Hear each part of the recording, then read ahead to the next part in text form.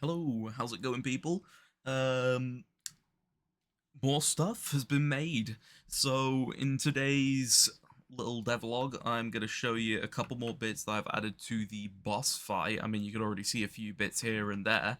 I have managed to create a healing phase based on a hit counter, as well as the ability to stun the boss based on, well, how many times you hit it. I'm going to try and make a little bit more randomness to it because I don't feel as there should be like set values for it. So I'm going to try making random values to help with making it a lot more random whether or not you manage to stun him or whether he goes and eats something. But there is plenty going on here. If you hear any banging or drilling in the background, do not worry. Um, yeah, the brick goblins are back and eating my roof tiles. So, anyways, let me show you. So, once again, running up to the gun, grabbing the gun, and if I hit him enough here, he will run off to one of these bodies and he will start munching. As you can see on the left side, it was saying that he was feasting. That is the name that I chose for it. So he'll run up to me, he'll start attacking me. Just all normal still with how the boss works. But another thing, you can stun him now and he'll stand there and he will cry out in agony. Nice! He is not happy. But yeah, it's a lot more of a fuller boss now. As soon as you stun him, he resets back to the way he was before, so he's able to be hit again until he goes and grabs another body. So the hit counter gets reset, and then, yep, if you just keep on shooting at him, you can stun him out of different phases. So if you hit him enough, he will just stop going and eating the bodies. So he eats bodies to heal, and he, yeah, runs at you, chases you, and now you can stun him. So, like I said, I'm gonna make a couple changes as well as add some more bits and pieces to stun him. I'm gonna be trying to add explosive barrels as well as stun grenades. So those are two things that I'm thinking of adding in the future to make this guy work a bit better. Now, in terms of the main game state, I haven't continued to complete that, but I will be very soon, hopefully. Uh, but let's have a quick look at some of the stuff that I have created. Now, I've had to do some changes in comparison to the tutorial that I was watching, because the tutorial that I was watching, instead of trying to go along with the thing that he did where he was making a retreat state. So the boss would get hurt enough, it would then go and find a place to hide that was away from the player, and then it would go off and heal, and it would do like 4 big burst heals. Whereas in my case, he goes up to a body, he eats the body, and then he heals because he's eaten genetic material. So that's what I'm going for that. Another change that I made was I adapted his version of the weakened state so that I could make a stunned state instead. So that is all working pretty well. So let's first have a look at the EQS. Yeah, this was changed to look for the different bodies that are around. Now, this was an absolute nightmare to try and set up because one of the biggest things that I needed to try and figure out was how I would make it so that there wasn't stale actors. So the boss would complete everything and then wouldn't go and try and find the previous body that he had just eaten, because the stale actor was still in its database of actors of class. So a way that I managed to work around that, if I just find it now, yeah, it was this section. So this is the, I don't know why I called it. I guess it makes sense to call it retreat. I was just following along with the tutorial at that point, but we go along. Yeah, so this is the bodies. So at a certain hit count, which I've set as 25 for now, this will be randomated in the future. We go into a state tree event to set the tag as retreat. We then go along, we find all of the actors of class for the edible bodies, and then we go through them, we count how many there are, and if there's none left, well, we set a number of bodies to 0, and then this whole thing gets cancelled because there are no bodies left.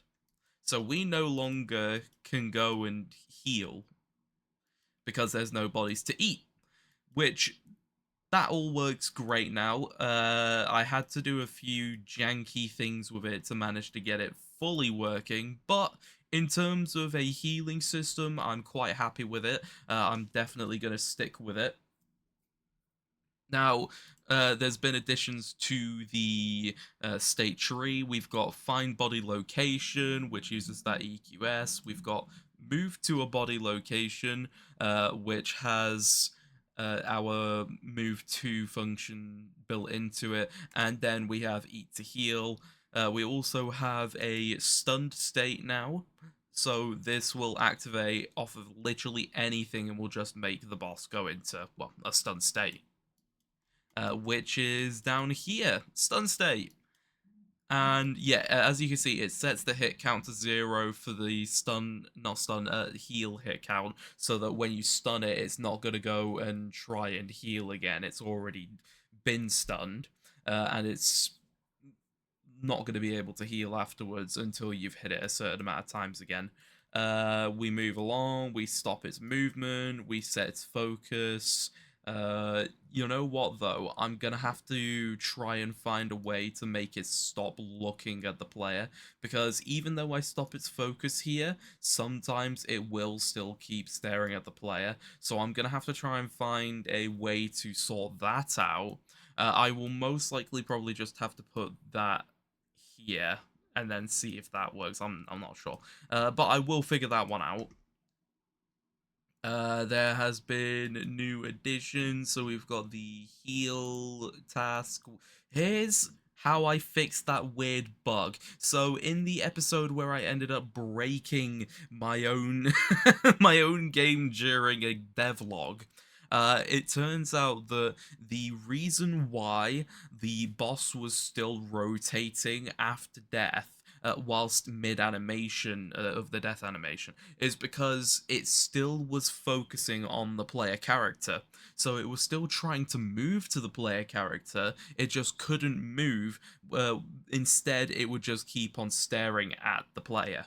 Whereas now, because we've stopped the focus, it now can no longer look at the player after it has been killed. So it is now completely stopped after death. I mean, I can literally show you that the main reason why it would happen is, well, for some reason, if you was just stood way too close to it. So it's going to take a little bit longer this time around to kill it. If I just keep on shooting it, eventually it will stun like that. And I can kill it. I'll stand right up next to it, and you'll see it's dead now. And if I move around it, boom. It is not following me around anymore. So it is all working how I want it to work.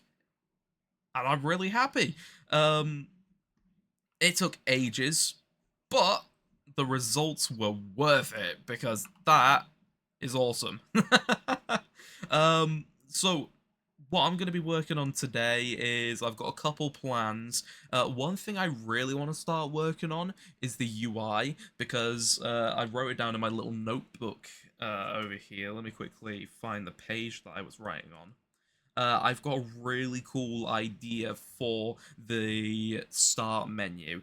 So what I'm going to be doing is on the start menu, instead of making it just like a still image in the background and you just move on once you click on a certain icon, instead what I'm going to do is I'm going to make it so that on the start menu, you have a little bit of a lore drop. Now, it's going to be relevant, but you won't know that it's going to be relevant at the beginning of the game until you get more through the game and then you link it together with where you are at within the game. So there's going to be some screaming from the monster, and then there'll be a like banging sound, and then eventually things go bad. So I can't really reveal much. I'm gonna make it so that when you press the start button, that's when the things go bad. The reason why I'm not revealing much, once again, lore implications, so I can't really go, oh, this happens, and then lore goes out the window. Obviously, I've shown off quite a bit of what's going to be happening in the game. Uh, in terms of the boss, I want to start trying to work on making it have different stages. So once it gets up to its next stage, it will unlock a new move and will do different things. So that is the plan currently, is to make the boss a bit more fully fledged out, make it random for when it goes in these bodies. Once I've got everything made for this boss fight, I'm going to be balancing the hell out of it, because obviously if I'm sat here with a boss fight that is unbalanced, well, it's going to be a pretty big letdown for the end of the game. And one thing that I can't wait for is adding in all the lighting and all of the effects and the noises, as well as the environment, because as soon as I add that, oh, it'll look so much better. I mean, at the moment, it's literally just a big hulking figure walking around after you, whereas if I add in all of that, well, it will look a lot different. So I am really excited to start working on the next steps for the plan. I'm not going to start working on the UI until I get a bit bored, and then I will start working on the UI.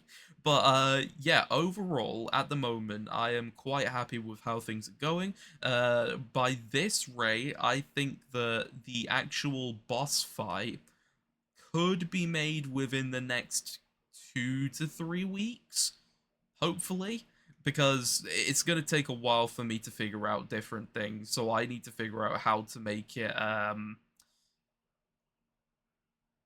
jump towards stuff. I've got a lot to work on.